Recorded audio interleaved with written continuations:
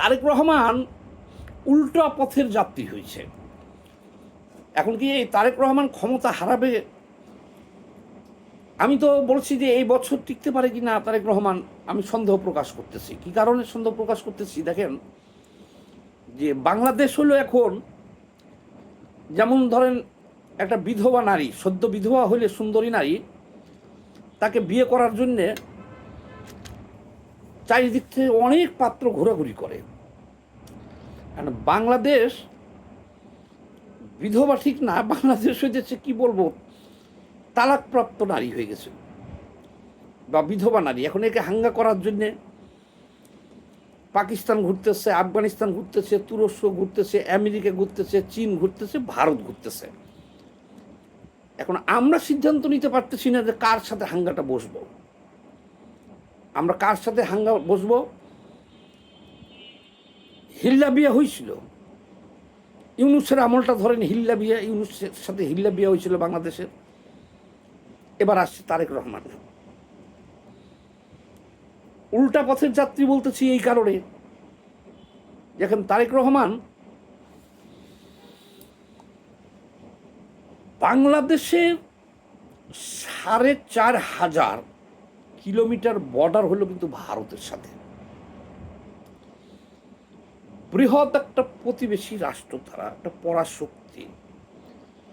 কাজেই ভারতের চটাইয়া বাংলাদেশে কেউ রাষ্ট্রীয় ক্ষমতায় থাকতে পারবে না, এটুকু বলে দিলাম। কারণ ভূ রাজনীতিতে বাংলাদেশটা আমেরিকার চাইতেও বেশি প্রয়োজন হলো ভারতের, পাকিস্তানের চাইতেও বেশি প্রয়োজন কিন্তু ভারতের, চীনের চাইতেও বেশি প্রয়োজন হলো ভারতের। আমাদের দেশের যে ব্যবসা বাণিজ্য হয় মোট তার 40% হয় চীনের সাথে, এটা ঠিক আছে, এটা চলুক। কিন্তু আমেরিকার সাথে যে গোলামি চুক্তিটা করছে ডক্টর ইউনূস, এই গোলামি চুক্তি করার কারণে এই যে তারেক রহমান যে চীনে গেছে, চীনে তাকে দেখেন সেরকমভাবে কিন্তু সম্বর্ধনা জানানো হয় নাই। চীনের প্রধানমন্ত্রী একটা নৈশভোজের আয়োজন করেছিল, তো শুধু তার জন্য একলা না, আরও বিভিন্ন দেশের, এই যে পর্তুগালের প্রধানমন্ত্রীও ছিল, এদের সবার জন্যেই এই আয়োজনটা করেছিল। এবং দেখলাম ট্রেনে চড়া বেইজিং যাইতেছে, বেইজিং থেকে সাংহাই গেল ট্রেনে চড়া তারেক রহমান।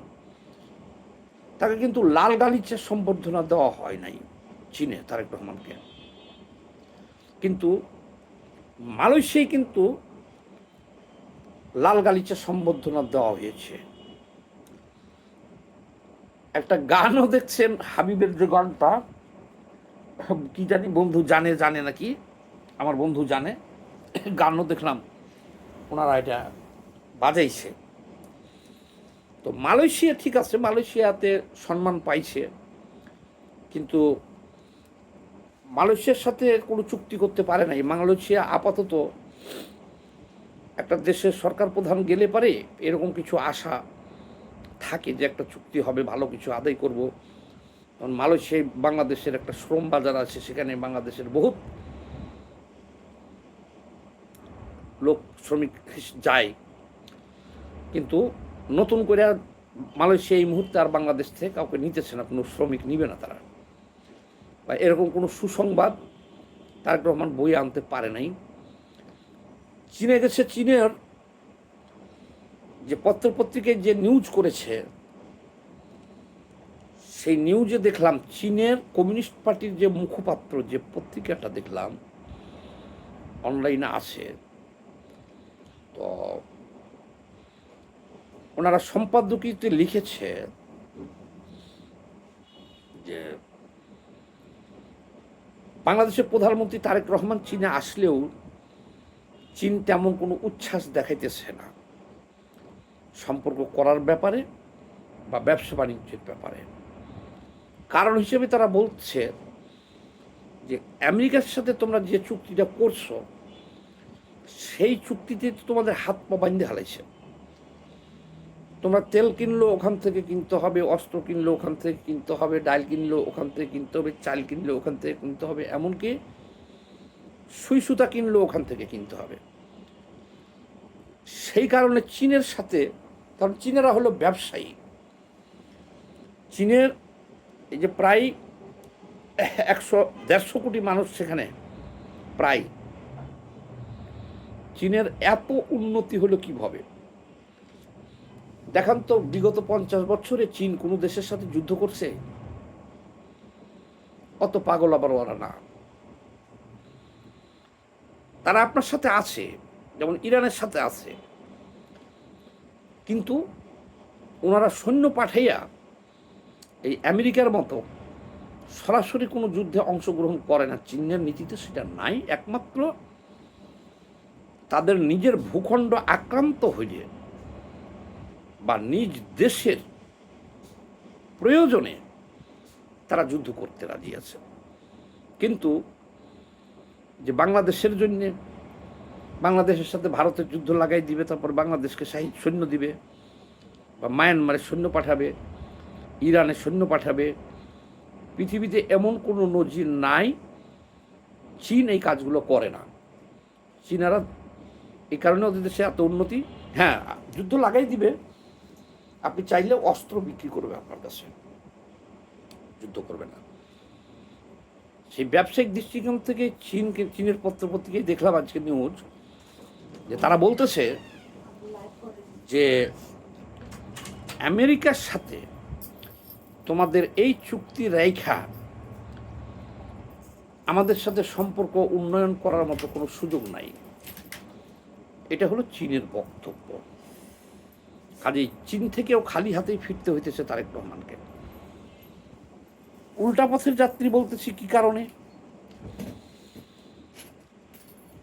তারেক রহমানের উচিত ছিল ভারতের সাথে সম্পর্কটা উন্নয়ন করা। কেন? বাংলাদেশের সাথে কিন্তু পাকিস্তানের সীমান্ত নাই, আফগানিস্তানেরও নাই, তুরস্কেরও নাই, আমেরিকারও নাই, চীনেরও নাই।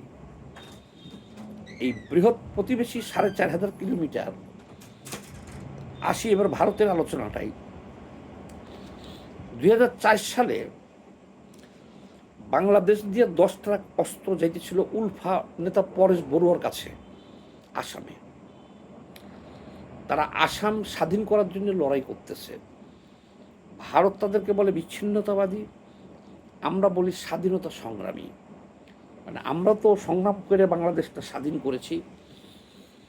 এরকম ভারতের আসাম, গোর্খা থেকে শুরু করে কাশ্মীর থেকে আরও অনেকগুলো রাজ্যে, মণিপুরী সহ, তারা কিন্তু স্বাধীনতার জন্য লড়াই করতেছে। সেই কারণেই বাংলাদেশের ভূখণ্ড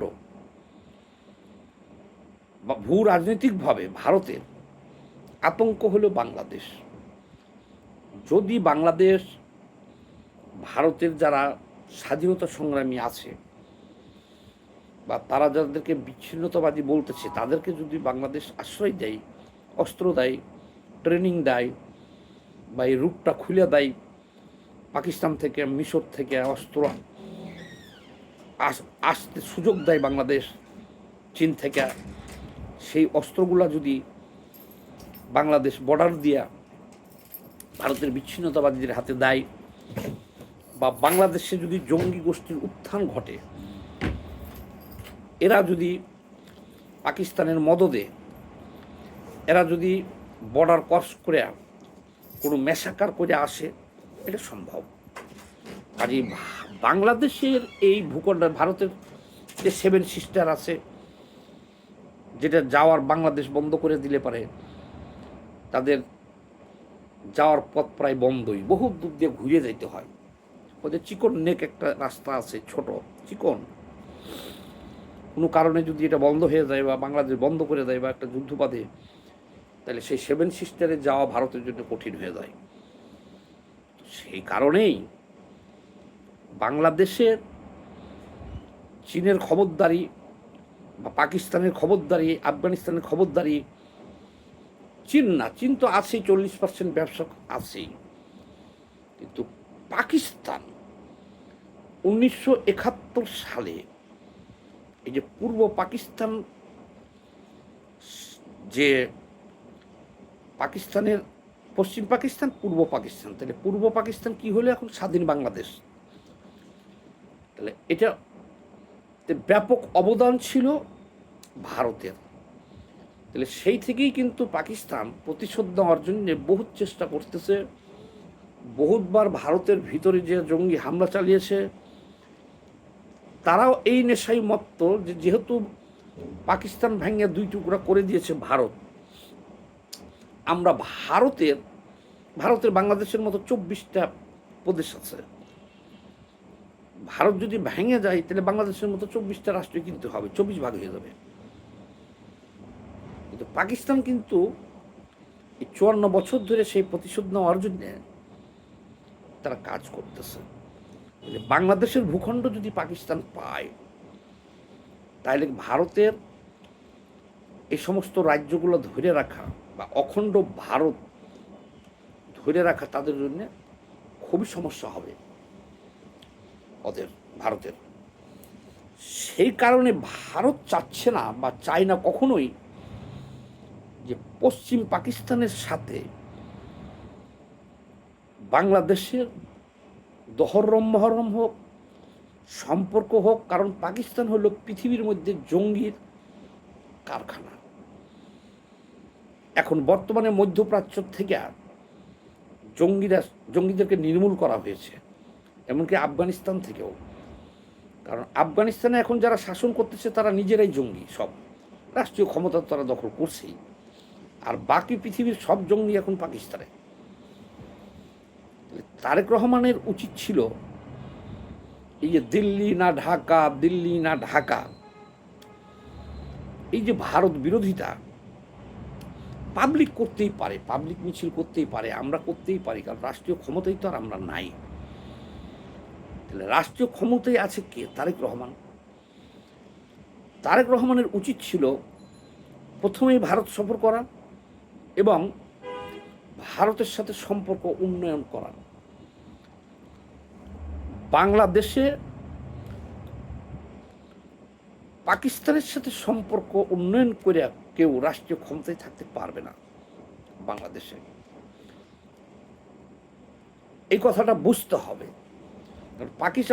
পাকিস্তান আমাদের মা বোনদের ধর্ষণ করছে, পাকিস্তানের সাথে আমাদের কোনো ব্যবসা বাণিজ্য নেই, 71-এ 30 লক্ষ মানুষ হত্যা করেছে, পাকিস্তান 2200 কিলোমিটার দূরে, পাকিস্তান তো আমাদের কোনো সাহায্য উপকার করতে, পাকিস্তান একটা ভিক্ষুক রাষ্ট্র।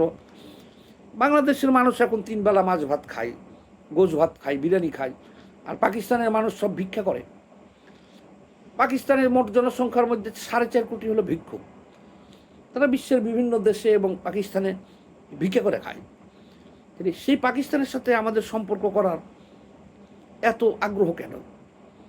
আগ্রহ একটাই, যে বাংলাদেশটাকে জঙ্গি রাষ্ট্র বানাইবা, তালেবানি শাসন কায়েম করবা। শুধু এই একটা কারণেই যে পাকিস্তান ভাই ভাই মুসলমান, তারা যদি ভাই ভাই হয় 71-এ, তাহলে আমাদের গোষ্ঠী চুজা দিল কেন? তারা ভাই ভাই হলে তাহলে আমরা এক সাগর রক্তের বিনিময়ে দেশ স্বাধীন করলাম কেন? ভারতেরও 30,000 সৈন্য মারা গেছিল সেই যুদ্ধে, 30,000। আচ্ছা, এখন যে কথাটা জাম দিছিল, এখন যে কথাটা বলতে চাই, তাহলে তারেক রহমান যে ভুলটা করেছে, বাংলাদেশে কোনো সরকারই কিন্তু সেই ভুলটা করে নাই। জিয়াউর রহমান ভারতের সাথে সম্পর্ক রেখে দেশ চালাইছে। এরশাদ খুব ভালো সম্পর্ক ছিল ইন্ডিয়ার সাথে, দেশ চালাইছে। বেগম জিয়া খুব ভালো সম্পর্ক ভারতের সাথে ছিল, দেশ চালাইছে। শেখ হাসিনার সাথে খুব ভালো সম্পর্ক, দেশ চালাইছে।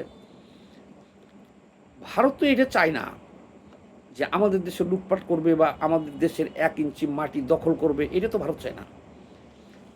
ভারতের অখণ্ড ভারতের নিরাপত্তার স্বার্থে বাংলাদেশের সাথে তাদের মধুর সম্পর্ক দরকার, এটুকুই। কিন্তু ওই যে 71-এর পরাজিত শক্তি যারা, রাজাকার, আল বদর, আল শামস, জঙ্গি, এই যারা বাংলাদেশটাকে আফগানিস্তানি শাসন কায়েম করতে চায়, জঙ্গিবাদ কায়েম করতে চায়, পাকিস্তানকে আনতে চায়, বাংলাদেশে, এদের বিরোধী হলো ভারত। বিএনপি বিরোধী ভারত না। ভারতের কথা হলো 54 বছরে যত সরকার আসছে বাংলাদেশে সবার সাথে কিন্তু তারা কাজ করছে। তো তারেক রহমান এমন একটা ভুল করলো যে এই যে রাস্তায় যারা মিছিল মিটিং করে, জনগণ করতেই পারে, জনগণ আর সরকার তো এক জিনিস না।